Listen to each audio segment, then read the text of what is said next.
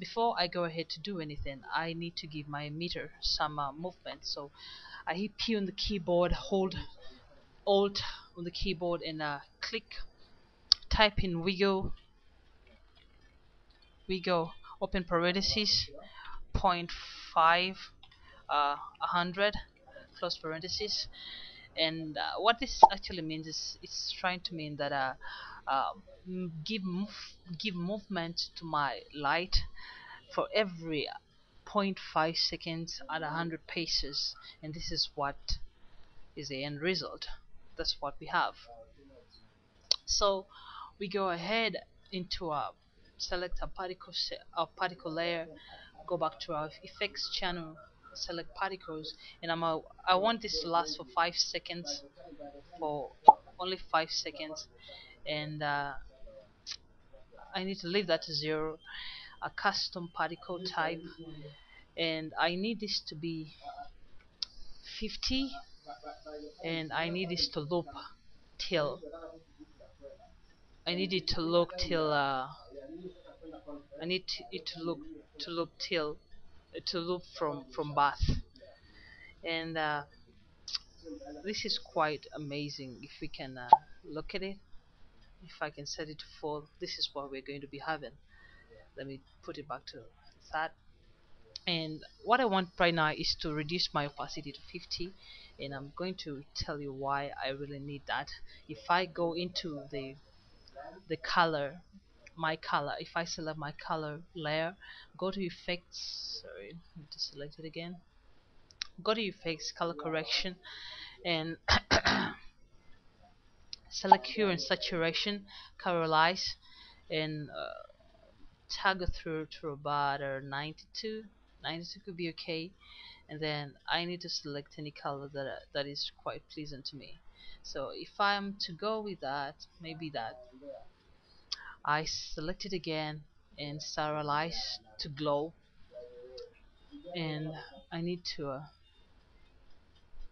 toggle through. Now you have just to play around with the radius and the intensity to get what you want. You try to get that. You see that?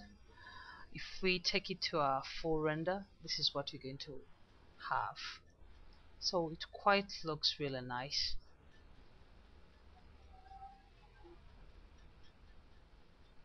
If we look at it, you can just try to play around with these two, right? So this is what we're going to have. So having got that done and said, uh, we need to give a camera some movement. So before we do that, there is a wonderful feature. If we go down to render mode and select motion preview, we get this line instead of uh, the heavy effects that are carried with the layer.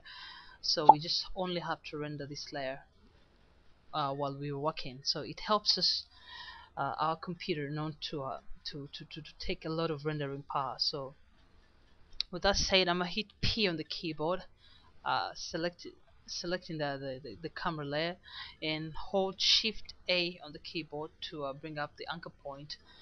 And if I go toggle to the start, select both of these to make them ready to animate, and then try to move through like up to there, like a half of it, and then hold my camera options, maybe OB tool, and then try to toggle through like that, bring it back to the center, and maybe now I'm using C to toggle through the different options, right? And I move it like this to the end, and bring back my OB tool.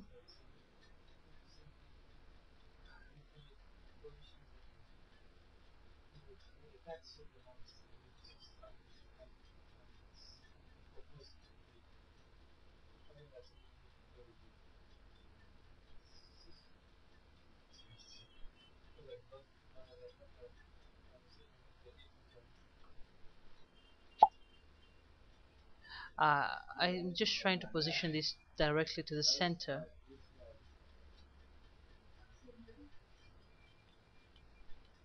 So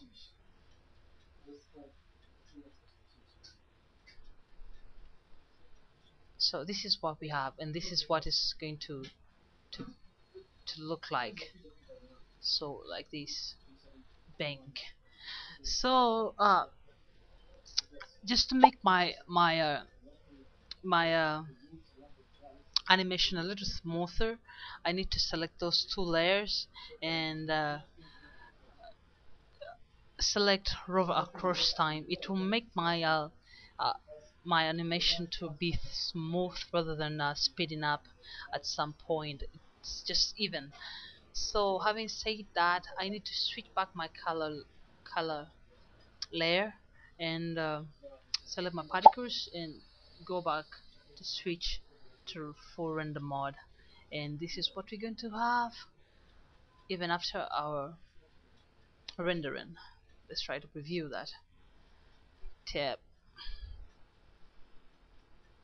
That's how it's going to be.